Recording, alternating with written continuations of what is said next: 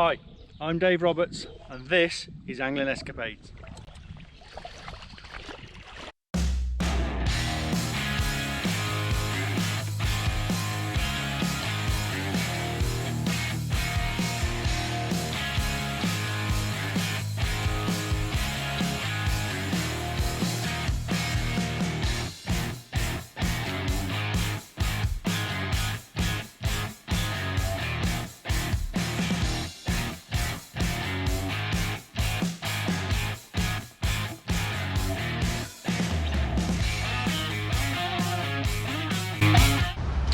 Hello and welcome to Angling Escapades on the River Wye today, and it's our Christmas special. Merry Christmas everyone. I haven't got Monty's hat on today. So here we are. It's you know, we haven't done many of these this year. It's been we've been so busy with guiding and everything. We've had our busiest year ever, so it's meant that I haven't been able to get on the bank and do as many videos as I'd like, but we're going to try and put it right next year. We're going to try and sort of integrate it more into the weekly routine, but we've had a great year, and I couldn't let Christmas pass without doing some sort of video. So I thought I'd take a bit of a gamble, really, as I like to at Christmas. I've brought you down today to the Field Farm stretch of the River Wye. This is on the H&DAA water. This is a stretch that just doesn't get fished in the winter. The pikers use it, but Barbel and Chub, you hardly see anyone down here. Anybody, if we have it in a match, people dread drawing down here, but actually there's some really good water down here, and there's a lot of fish down here. It just doesn't always produce in the colder months. But what we've got a river that's been in flood last week, and then it's been sort of up and down, pulsing a little bit. We've had cold water, we've had snow on the mountains, things like that.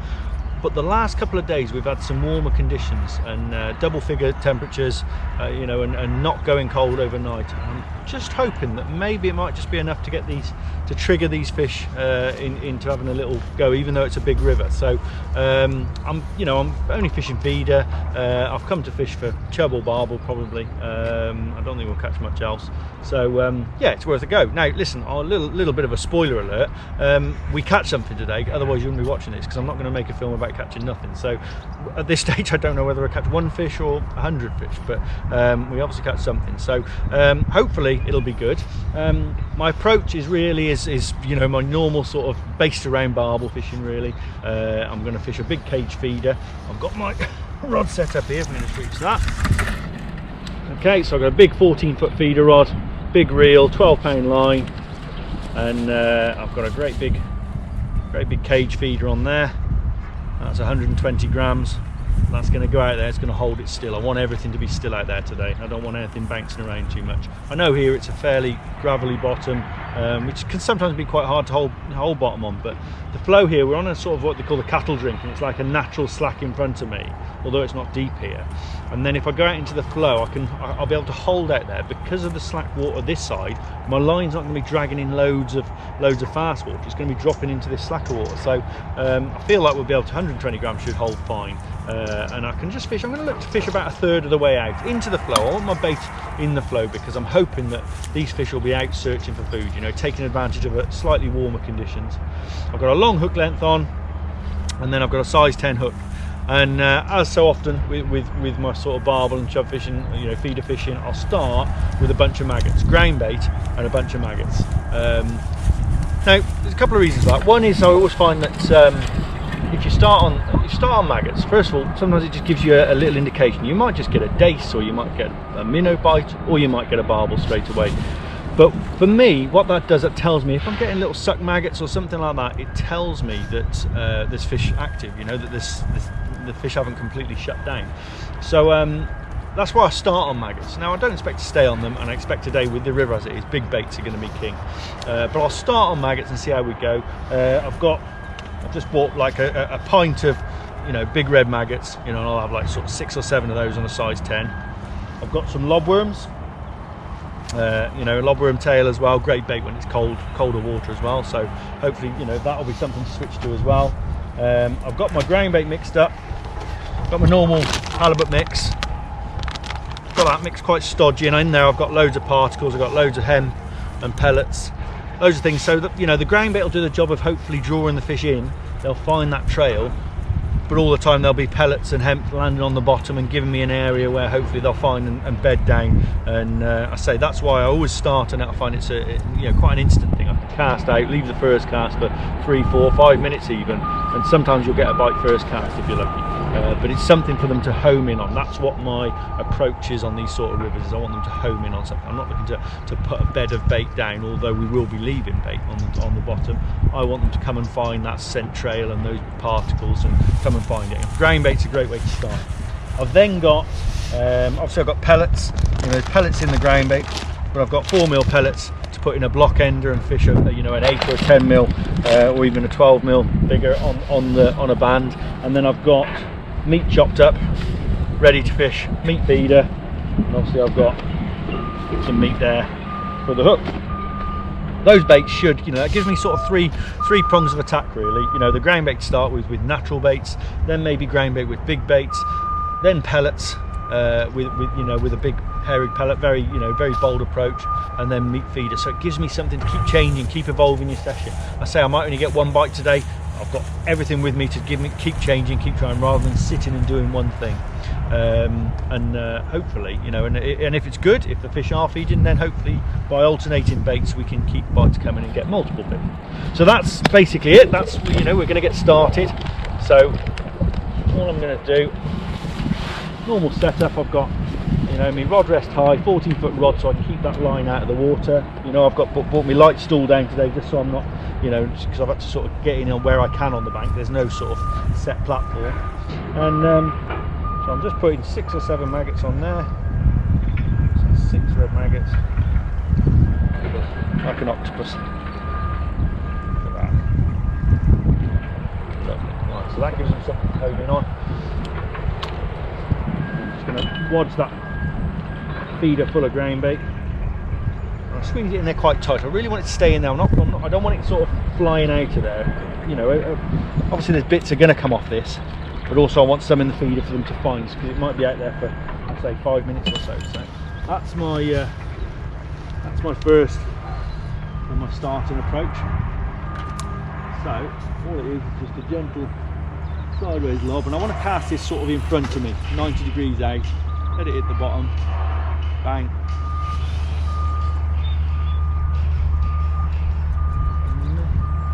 Okay, and I'm going to let a big boa line out. Really, I expect to hold okay with 120 grams. You can't go direct, you still need to put a decent bow in there. So that's holding now. I know it's holding because my tip's stationary. If it was going up and down, you'd know it wasn't holding bottom. So my feeder's out there, my line's going down there, my rod's facing downstream.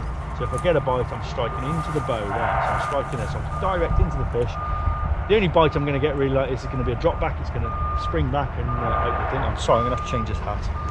I know it's Christmas. I can't sit fishing in that all day. That's better. So yeah, the only bite I'm going to get is really a drop back. So I want to be striking into that slack line. Obviously the drop back is created by the feeder dislodging, and then you've got slack line. So the key is you strike and wind down to it as quick as you can to get in contact with that fish. So that's why I always have my rod facing downstream.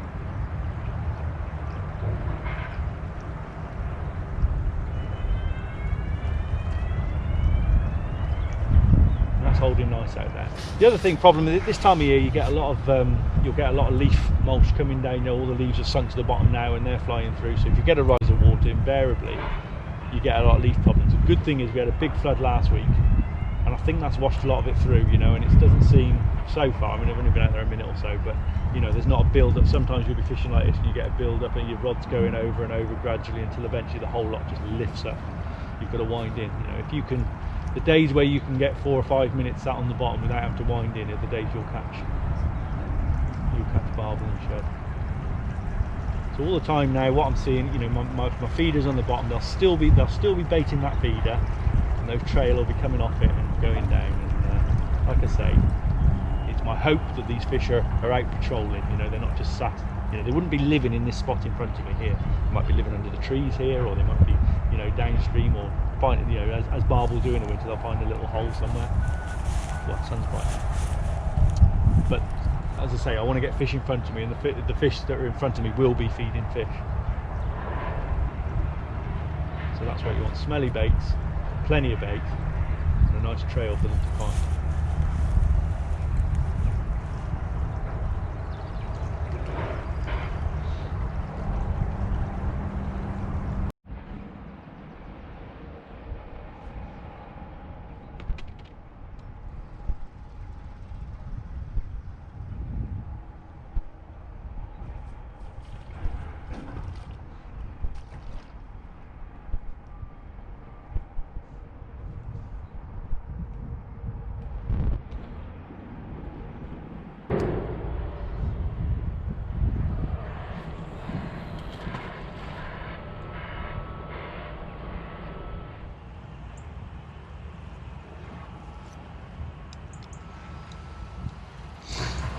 Well, 4 or 5 casts now on maggots. I've not had a sign, so I've not had a bite. Normally maggots have been getting chewed, so tells me there's not. I mean, I don't expect to catch days down or anything like that this time of year, but I quite often get a set maggot off something, and they're all pretty much untouched. So keep going. Have a couple more casts on these, then I'll try a lobworm tail. As I'm doing that, then I'll start introducing a little bit of meat into my ground bait. So the next move then will be to put a piece of hair rig meat on, go off the naturals and try and see if it's a meat that draw them in. But like I say, the fish will not be living in front of me here. You know, we're going to have to draw them to the area. So it's all part of a process, and I say at the moment, 4, 5 or 6 casts in. We're just creating that trail. Feel everything's set up nicely. You know, we're holding bottom nice. It's not raging. The river's dropping. Just got a nice big bow in the line.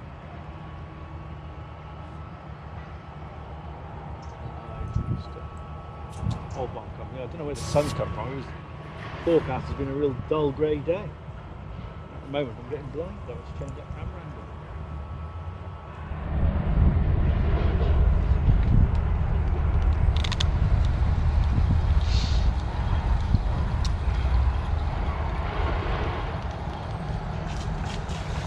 Okay, so I've 2 casts on meat. That's not produced a bite, so time for our first major change really. So now I'm going to take this cage feeder off. I'm going to put a block ender on. Nice quick change because I've got a snap link on. So snap link on there.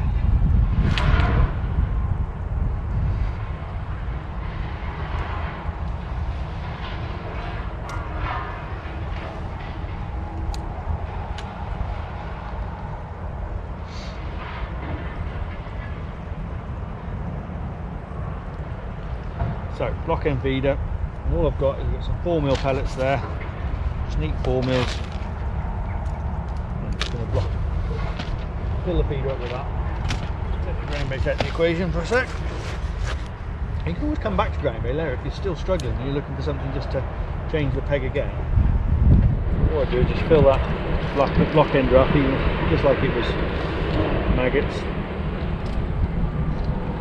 Going to put a big gobstopper on to start with, like a 14mm.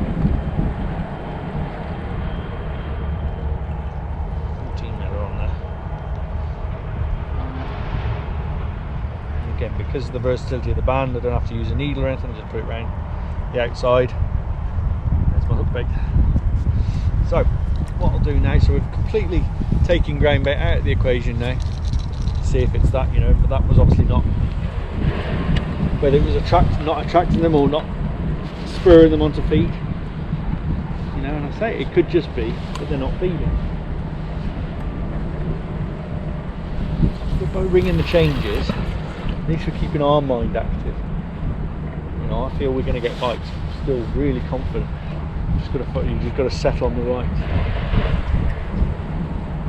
right formula. You know, so with this now, I'll probably be giving this. 40 minutes maybe, something like that. If I don't get a bite, then I'll be looking at, you know, switching to meat then. But give this a run now. No ground bait, just pellets. See if that gets them going.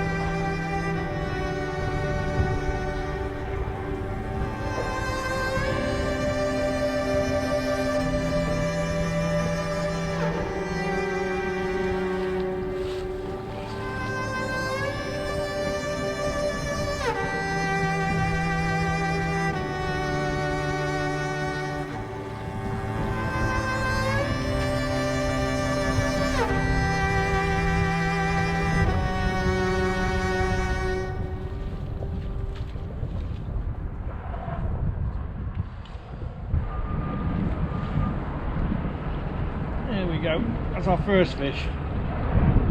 Not a massive fish, but a cold day, cold river. It's a start. Let's see if we can catch another one.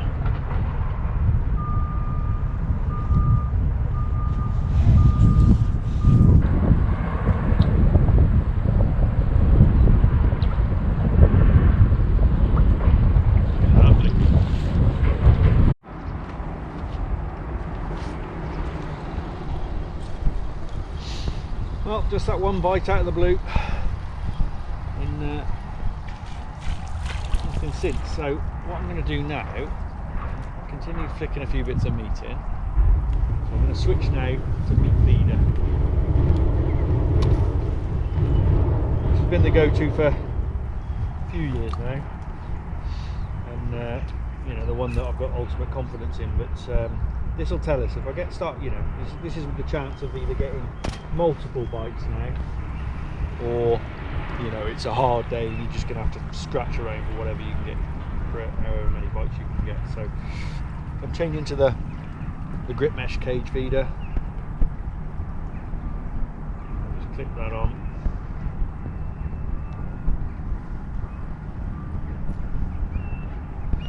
Piece of meat ready to go.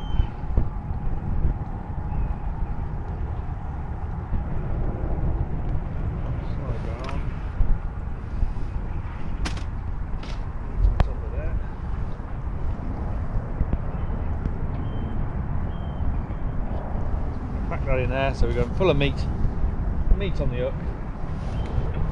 Let's see if it's that flavour that might just spur them into action. Same spot, I'm not changing line. I don't feel like, when it's like this, I don't feel like, you know, I need to go further out or closer in. I just feel like I've picked my line today, flows out there, got a trailer bait. Just looking for them either to find that trailer bait or to find for me to put the bait in that they really want, which in this case I hope is meat. But I'm just going to keep trying, and still got plenty to try if this doesn't work. But I would expect if they're going to have a proper go, it's going to be on this. And that, we're scratching around. The sun's still out and it's not quite so in my eyes. It's a bit more pleasant.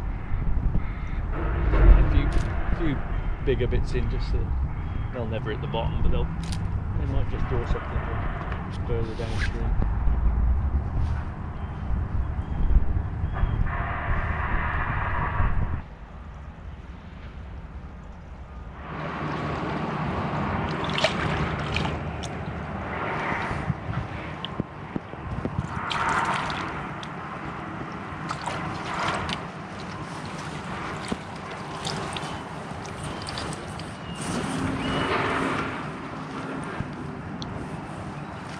Greedy little chub. But there are other species feeding it.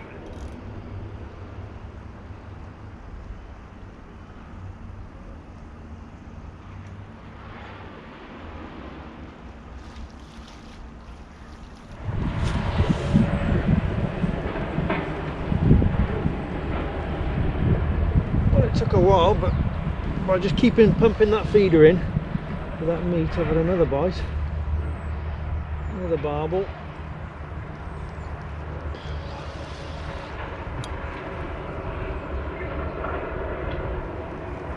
I'll tell you what, it's hard to know, you know, when you've got that much lead on the line. It's not sort of size fish they are, but it feels pretty substantial.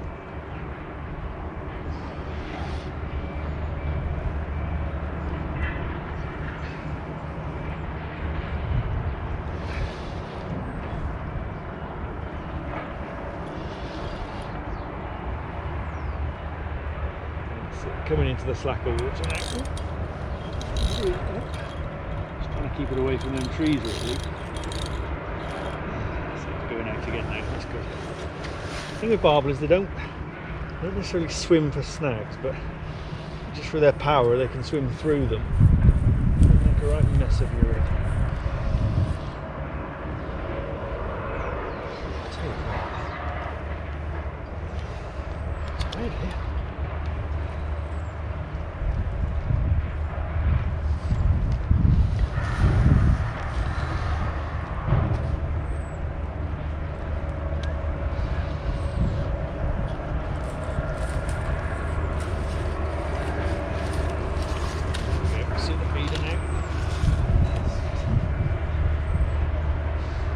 So much easier when you've got slack water under your feet because they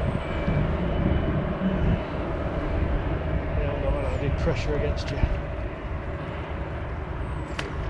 to use their, but you know, they just use their body weight really against the current. So, come on.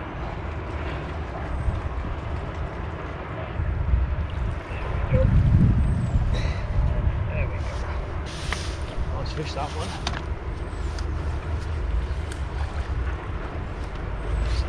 To the rubbish there. So, oh, this is a nice fish.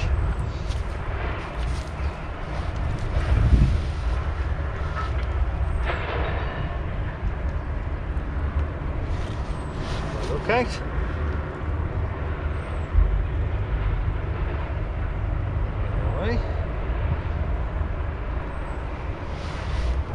Interested because I think you might get a piece of meat there.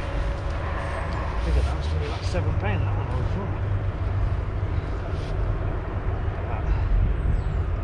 thought. Beautiful. Stunning. Right, well let's hope that's the start of them switching on a bit. That's 2 fish now and a little chub. Getting bigger.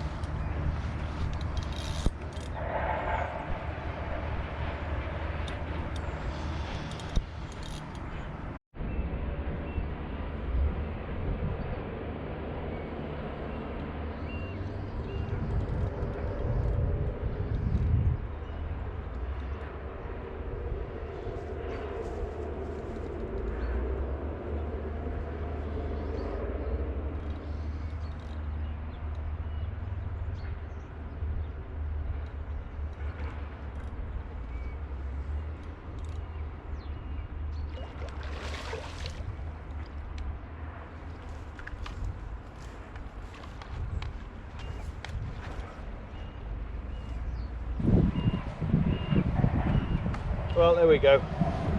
Not the barbel we wanted to finish up on, but it's not a bad fish to end a decent day actually. 3 barbel, 3 chub. It's not bad for winter fishing, is it? So, Monty can have a piece of meat. Put this chub back, straight back. There you go. So Monty can have his piece of meat.